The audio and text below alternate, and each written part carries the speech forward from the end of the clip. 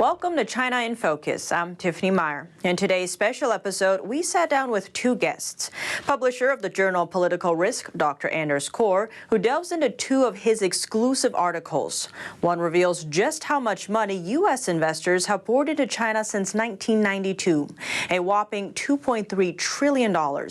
He sheds light on the moral and ethical concerns around that. And in his second piece, Corr expands on his exclusive interview with former director of the National Trade Council in the Trump administration, Peter Navarro, and the role in tariffs on China. And also joining us today, we have Director at Econ America's Fergus Hodson. He gives his take on the Cuba protests against communism. Let's dig in. Dr. Anders Corr, welcome. Thank you so much for joining us today. Thank you, Tiffany.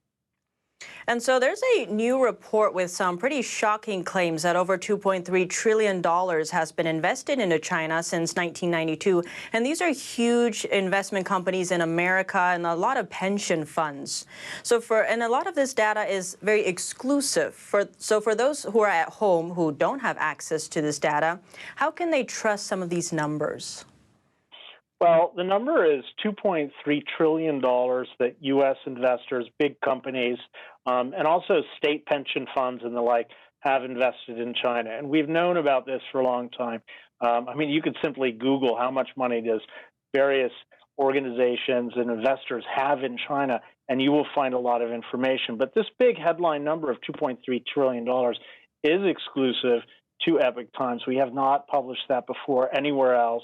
But it's the source of this is a government document that I procured, and it is. I have reproduced some of those data tables in PDF format directly from the government document, so that can be verified. And all of those numbers are public information on Bloomberg terminals. You can get that from Reuters terminals. Usually from subscription services, you'll find those numbers in there if you dig into that deeply enough. So it's all reproducible. It's ironclad, rock solid numbers. And so some of these companies are really big names like BlackRock or JP Morgan and Chase. So what are some of the findings you found? Yeah, BlackRock is the biggest investor in that data set that data set alleges is heavily invested in China. A lot of the investments are actually from various companies are actually in prescribed some entity list companies in China, companies that have military links, companies that are doing military projects. So a lot of it's really questionable. So you mentioned BlackRock as one of the biggest names, and according to the graph in the article from the government analysis, which we will show on screen, it found that BlackRock invested more than $155 billion in more than 1,500 securities. JP Morgan Chase has more than $140 billion invested in Chinese entities, and Vanguard Group has more than $130 billion invested. So with these, what are some of the concerns? Well, I think that the more that this data is coming out, actually, the more Wall Street is questioning, I believe, some of their investments and whether these investments can keep going without crashing. Just this last week, the Shanghai stock index has dropped over 6%, which is a really big drop. I think that the investors are getting very jittery about China at this point. They're a bit worried because of that drop, this week's drop, and you actually do see in the news quite a bit now some concerns. There's a Yale professor, economist, who's recently is basically shocked. He said, "I've always been, I've always been a believer in investing in China, but even he now, this Professor Stephen Roach at Yale, is questioning whether it's wise to invest in China anymore." He actually called it the beginning of a Cold War with China. And if you have a Cold War happening with a country, that's not a country that it's safe to invest in because the government can take your investments in 2 seconds. And we've seen that the Chinese Communist Party has no qualms about taking DiDi apart, taking Jack Ma apart, Ant Financial, Alibaba. These are small companies to them. They're little ants to be squished for the Chinese Communist Party. They really don't care if you're a billionaire or a multimillionaire. They will take your money if they can, or if they deem that it's good for the party. And so another concern that a lot of people are pointing out is ethical and moral concerns, because a lot of people are saying by investing in China, it's in a way supporting that kind of government.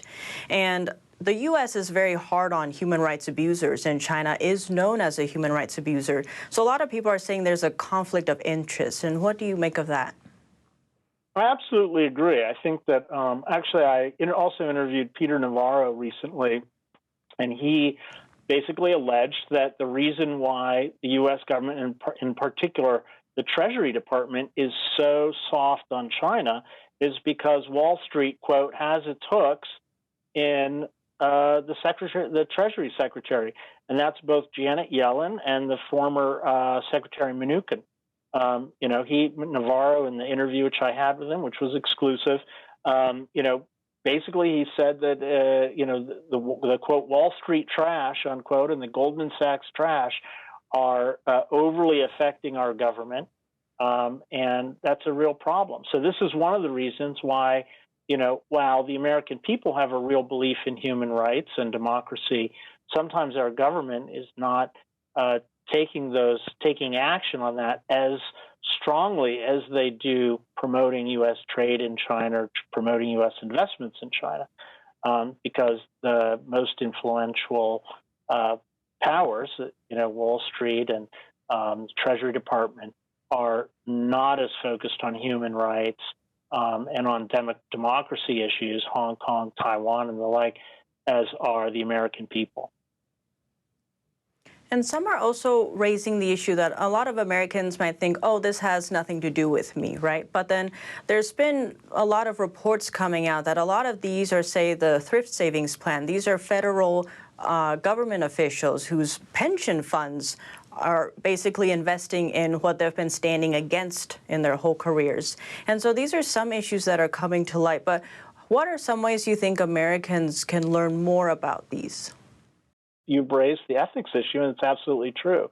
If you're putting your money in China, then what China does is in part your responsibility too. So it's all of our responsibility, really, as investors, to insist that we get our money out of China, and also to insist that our government representatives, our congressmen and our congresswomen, senators, that they pass legislation to further constrict the supply of capital to China, because that capital is what is powering China to do what they do. That's giving them the money to build their Navy, to build actually nuclear missiles that are targeting Washington, D.C., New York. So it's absolutely wrong that we are putting money into a country that is so belligerent and so threatening, not only to us, but to our allies in Asia, Japan, Philippines, Taiwan, South Korea, Australia. All these countries have been threatened or attempted coerced economically from Beijing. So it's a real danger. It's a real problem. And the U.S. and Europe, let's not let Europe off the hook. We all need to pull our money back from China and rethink how we deal with this growing potentially hegemonic power. And as you mentioned, a lot of countries need to find ways to kind of pull away from the China market. So what are some of the ways they could do that? Well, countries need to pass legislation, because not all investors are going to do this voluntarily. And the legislation that needs to be passed is increasing the sanctions, increasing export controls on anything going to China. And we also need to think about protecting some of our industries, that are strategic. So we saw during the pandemic that there were limitations on ventilators, there was difficult to get PPE because we weren't producing them in the U.S. We were relying on China. What's crazy is that even some of our military hardware, our fifth generation fighter jets, rely on some parts from China. We're hugely reliant on China for manufacturing chips, computer chips. We're also reliant on a lot of Asian countries for that. Also, our shipping industry. We build a lot of the big ships are built, big cargo ships, tankers are built in China. So there's a real danger that if there's an emergency, if another pandemic comes along, if there's a war or something like that, we're not going to have the things that we need to survive as a nation because they're all being produced in China or in countries near China that it would be difficult for us to ship from in an emergency. So we really need to think as a country about reshoring some of our industries back into the United States. And this is something that Peter Navarro, of course, the economist under Trump, was promoting. He was promoting this idea of economic security is national security. President Biden is not entirely getting rid of Trump's tariffs, which is on China, which is a very good thing. We need some tariffs in place, both to punish China and to try to encourage China to do what's right and to change course away from attempting to be this global hegemon. But we also need those tariffs to protect some of our most important strategic industries like steel, aluminum, PPE, ventilators, whatever you need, even chip manufacturers, computer chip manufacturers. We need to bring some of that back and make sure that we are, we're self-reliant on the most important strategic goods. And so China is a centrally planned economy, which means all the proceeds and basically funds the state. And so a lot of these investing in China then by proxy is also investing in the state. And so a lot of people are raising concerns about funding a communist regime. And that's also been seen with Cuba, where they reversed that by putting a complete trade embargo in place. And so a lot of people now are raising the question about, is that embargo good? Because now a lot of people are raising the concern that, it's because of the U.S. sanctions that what's happening in Cuba is happening. So what's your take on that? Well, the embargo is a good thing. It's in place to encourage the country to become a democracy. Currently, it's a dictatorship. They have no human rights. People can't vote. They don't have freedom of speech. It's a real problem. The protests are against communism. We want those protests to essentially bring democracy to the country. That's often how democracies happen, is there are people in the streets, they protest for democracy, they protest for freedom. And it's something that we could potentially see in China someday if we decouple from China, if we impose embargoes and tariffs on China, then maybe someday the Chinese people say, hey, maybe maybe our system isn't ideal. Maybe we do need a democracy. We never would have predicted that the Soviet Union under Gorbachev would switch into a democracy, but it did. And so sometimes it comes from the most surprising places. So I hope that we see such a peaceful transition in China someday. Well, thank you so much for joining us. Great to have you on the show. Great to meet you. So welcome, Fergus Hodson. Thank you so much for joining us today. Thank you. So there's been some contrast between China and Cuba recently because they're both centrally planned economies, and a lot of people are noting the sanctions on them. There's sanctions on China, but there's a complete trade embargo on Cuba. And a lot of media and BLM, Black Lives Matter in particular, has been blaming the current political protests against the communist regime in Cuba on these sanctions, calling them inhumane. So what's your take on that? Maybe the key difference is that in Cuba, there still is essentially zero private incorporation or private business growth. What exists in the private sector is really just people working as low-skilled laborers and some accommodation. So if you go through Airbnb or something like that, people can rent out a room. So it's an extremely micro scale of economic activity. So any larger operation has to be a cooperative with the military regime. So I guess the difference might be that the Cubans have been willing to keep the country poor for so much longer. what I fear people don't realize is that the people in power in Cuba are quite willing. They are willing to let just Cubans in general be extremely poor and just continue on. And it did not end the regime. They just kept in power. So the notion that we're going to just starve them out of power is just not going to work.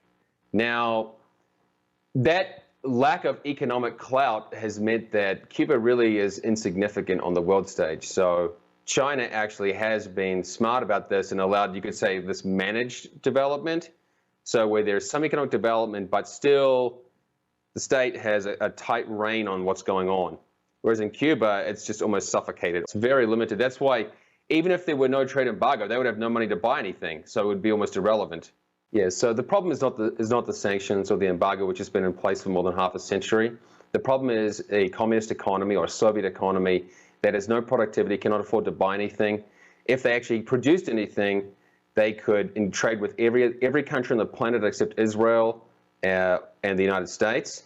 And so there's a great open door for them to engage in trade. The embargo has simply been a scapegoat for the regime. The embargo was deserved. They confiscated private property, private industry, and therefore there were sanctions put on them. If you go to Havana, there is a major billboard saying bloqueo, the greatest genocide in history, which is just a lie, but it reflects the scapegoating that the regime there has used.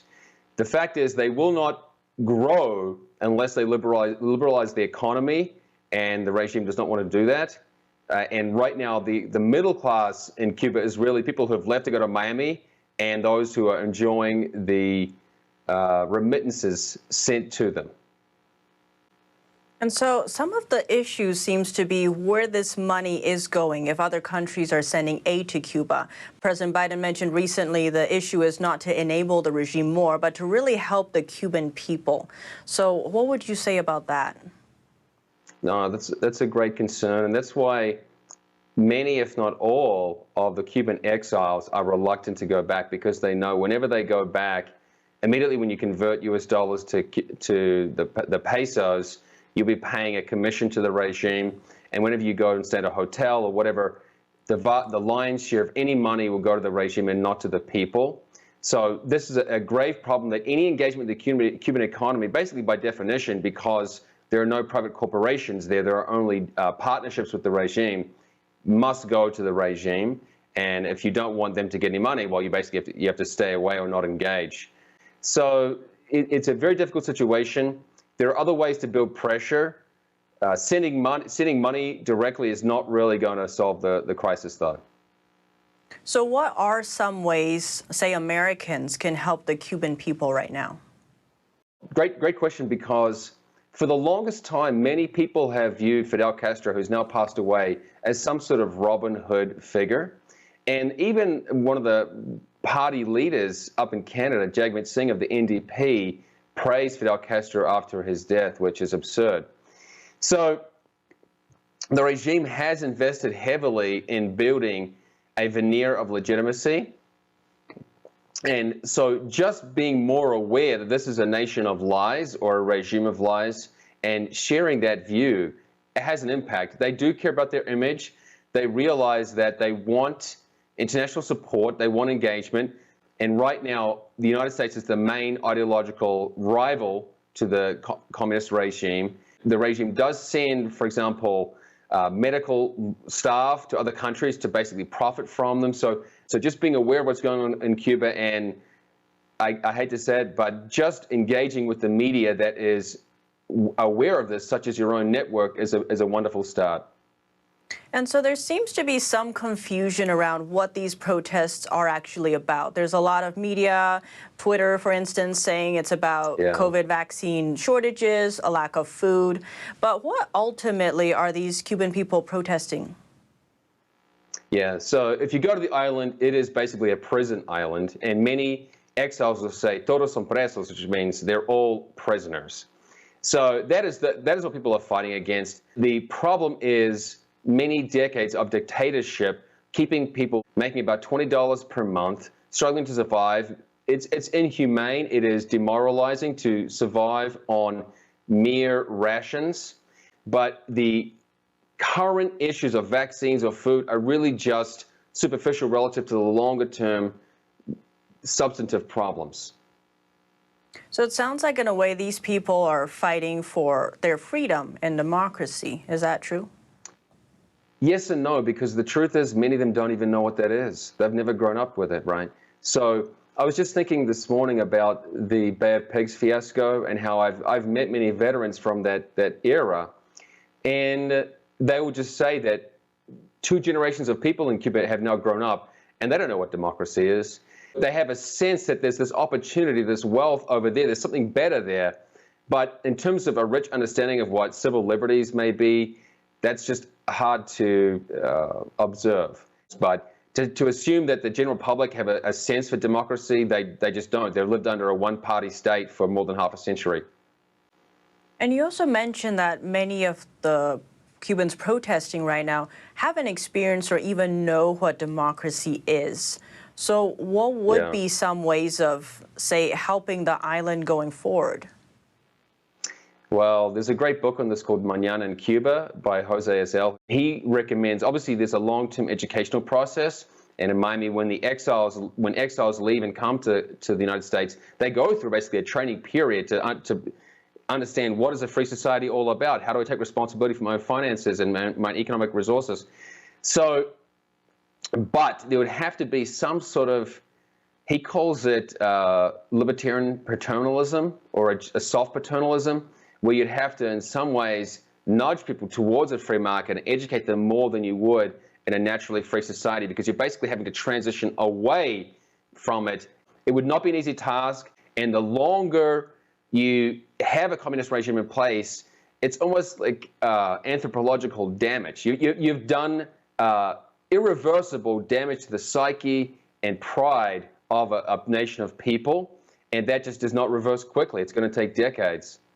And right now, to be frank, Venezuela is going through that same process where people are living decades under dictatorship and will grow up not knowing what a free society is all about. The U.S. is the ideological rival to Cuba, and we should protect that.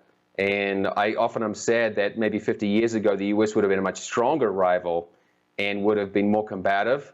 And I want the U.S. to keep that mantle, to keep fighting against the communist expansion around the world. Well, Fergus, thank you so much for joining us today. Thank you, Tiffany. And for those just tuning in, that was today's special episode with publisher of the journal Political Risk, Dr. Anders Corr, and director at Econ America's Fergus Hodson. Thanks for watching, and see you next time.